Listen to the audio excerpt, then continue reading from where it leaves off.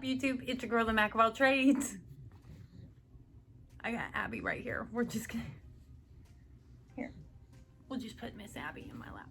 Okay, and I'm back with another video. Now, for today's video, it's going to be something that I have never done here on my channel. It's going to be kind of a story time video, so just a heads up. If you're not interested, then you can just click out and go watch a different video. Anyway, this video is going to be about Lyme disease.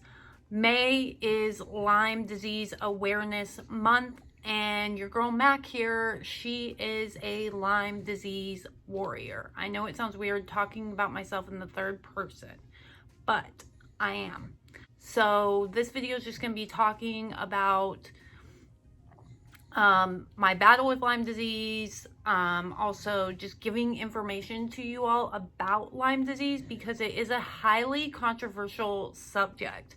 There's not a whole lot of Lyme literate doctors, and not just that, but the testing for Lyme disease, there are more false negatives than there are positives for Lyme disease. The test just does not work.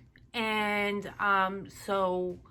yeah, so that's what this video is going to be about today. I've never done a video like this, so I'm kind of like, how do I do this? But I was diagnosed with Lyme disease back in 2015, like the summer of 2015. I had lived in Pennsylvania for a couple years by that point. I want to say I moved there in like 2011, and I lived there to 2015. So I lived there for 4 years. As most of you know, on the East Coast, you know, it's heavily wooded. There's a lot of, you know, woods and forests and stuff like that. So there's lots of ticks. Get Lyme disease is from a tick that is infected with the Lyme disease. Now, unfortunately for that, not just the Lyme, but there are so many other co-infections that that tick can have that it is going to infect your body with. So all it takes is a tick bite, a tick that has Lyme disease, plus all these other co-infections. Now, unfortunately, the testing, like I said, is absolutely terrible. It's hard to get a positive test. A lot of times there's negative positives. Not just that, but Lyme disease is not something that a lot of people know about, and a lot of doctors are Lyme illiterate. It is extremely hard to find a Lyme literate doctor, and a lot of times, because of the Lyme disease is what they call a great mimicker. It mimics a lot of other diseases, and a lot of times people are misdiagnosed that have Lyme disease for something else. So what Lyme disease can mimic is Parkinson's disease, Lou Gehrig's disease, Alzheimer's, dementia, MS. So there's all these, and there's several more. So there's all these different diseases that Lyme disease can be misdiagnosed for. So anyway, back to when I was diagnosed. So when I was diagnosed in 2015, at that point in time, I was so sick. Like, I want to say that was the sickest I had ever felt in my life. I could barely walk. When I could go anywhere, if I drove somewhere, a lot of times I would get lost and not even remember how to get home. And it would be a drive that I had taken a million times, and I just couldn't for the life of me remember how to get home, and we'd have to call for help. Not just that, but my body was just in so much pain. I had a lot of head fog. I still do with that. Sometimes the pain is really bad. I had tremors. I had hallucinations. I literally was hallucinating that I had found a baby on the side of the road and took care of it for 2 days. It wasn't real, but it was a hallucination from the Lyme disease, and I had not been diagnosed. So, and my balance was off, everything, just like the worst of everything. And so I went to the doctor and they were like, we think you have like head trauma. Like they literally thought I had hit my head or fallen or something like that and thought I had head trauma. So they end up sending me to the emergency room where they do a ton of different tests, you know, CAT scans, and EEGs and everything like that. And all of them were coming back fine, right? Well, then my now ex-husband, he was like, you need to test her for Lyme disease. And they were like, no, that's not what it is. You know, she something's going on here. We just got figured out. And he's like, test her for Lyme disease. So they did. And what do you know? The results, luckily for me, came back positive. So unfortunately with that, a lot of these doctors think that, you know, they just give you 4 weeks of antibiotics, 6 weeks of antibiotics, and you're fine. That only works really when, you know, within the first, like when you first get bitten by the tick and you notice that bullseye rash, which I didn't have that. And who knows how long I had Lyme disease before I had been diagnosed, because I was going on with these symptoms like just periodically and some all together for quite a bit of time. So when I got the call that I had Lyme disease, I was like, oh, okay, I'll just take, you know, the antibiotic and I'll be fine. But I was wrong. Well, during that period was when I actually moved from Pennsylvania back to Kansas. And so after I finished that antibiotic, I was still having issues. I was still having pains. I was still, you know, having tremors really bad. And like the brain fog and not being able to speak properly and just all these different symptoms were just continuing from the Lyme. And so I went to a CDC specialist here in Kansas, and they put me on, again, another round of the doxycycline. Well, unfortunately, when you do that, it pretty much makes everything worse. The antibiotics make it worse. Now, the thing with Lyme disease is the bacteria that is in it is like a corkscrew. And it just digs into every single part of your body. Digs into the muscles, digs into the bones, digs into the brain, digs into your neurological system, everything. And then you have all these other co-infections on top of it. There were times that I was so shaky that I couldn't hold a glass of water.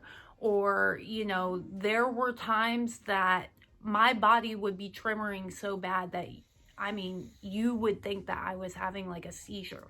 And so I went to the CDC doctor. They gave me that extra round.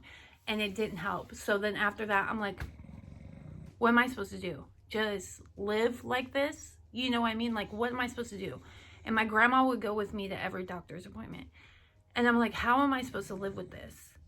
And unfortunately, the doctor there just told me that they would get me in touch with a pain management specialist and that I would just have to learn to deal with it.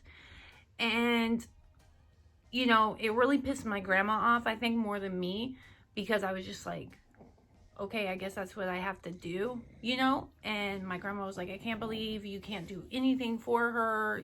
During that period in time, you know, moving back, I was trying to work, and I was working regardless through it all, also going to beauty school full time, and then having my 2 kids.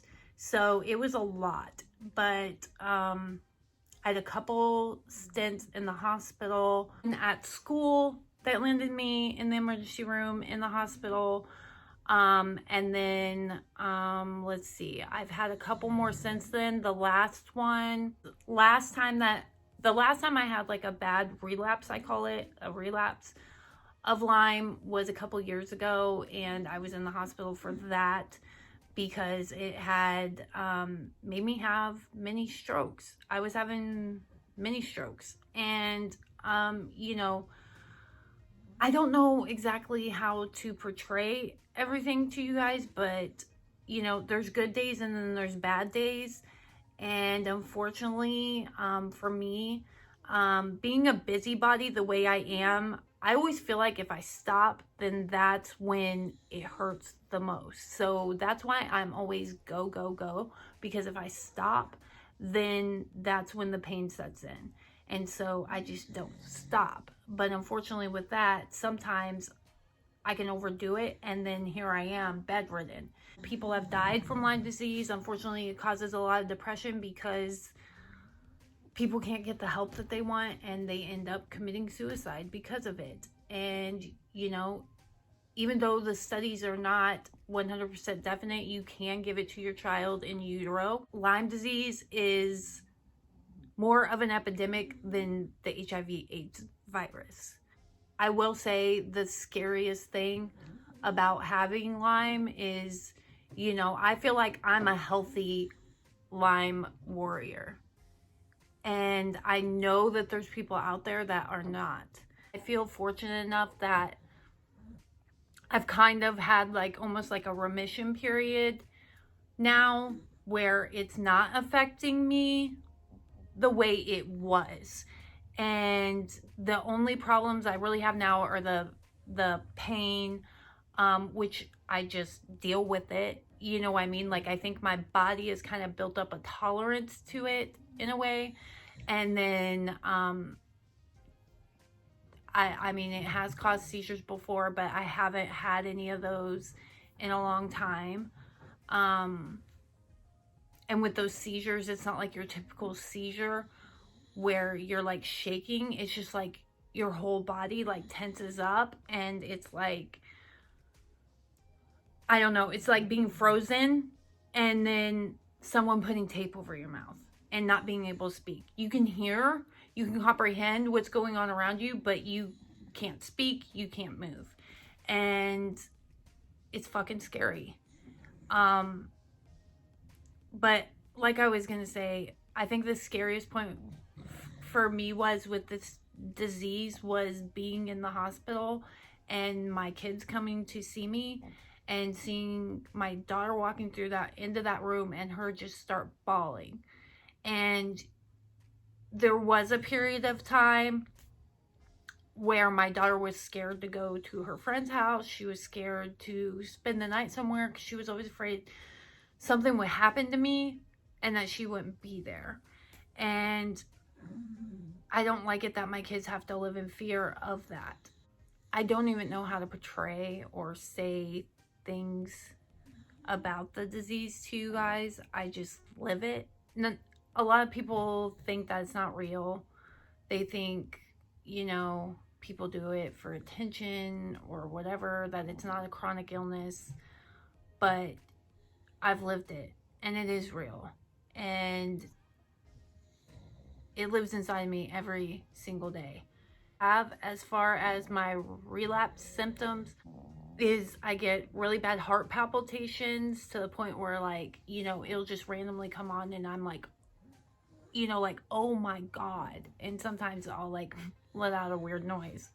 But and then all the time is the neurological part of it, because it has affected my neurological system really bad. As you can tell, like me talking just like this, like normal like this, and you'll probably notice it in a lot of my videos that sometimes I'll say words really weird. Sometimes I'll repeat myself a lot. My short-term memory is absolute garbage. My long-term memory, absolute garbage. I can't remember anything most of the time. But there are some things I can remember. And then, but just like speaking is, every day is a challenge for me. And getting what's in here out of here. So that's probably, I want to say that's probably my biggest challenge with this disease, is the neurological end of the disease, and trying to just function by like talking and portraying and just expressing myself verbally. That's probably the hardest part of having this disease, and I'm sure you guys have noticed it.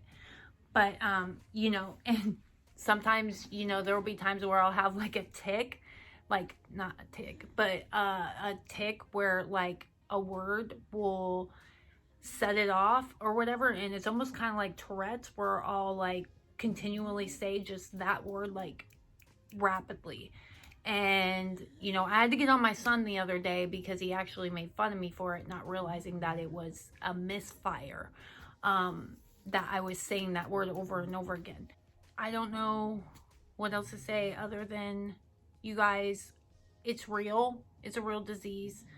Your girl Mac over here, she lives it every single day. And, you know, I'm not doing this video for sympathy or likes or hugs or whatever. I'm just trying to get the word out there that it is real, and for other people to have compassion and just understand it, and, you know, be supportive of someone that may be in your family, your friends, someone you may know that does have Lyme disease, that you need to be supportive. It's not just, you know, oh, I got bit by a tick and then let me take some antibiotic. That's not how it works.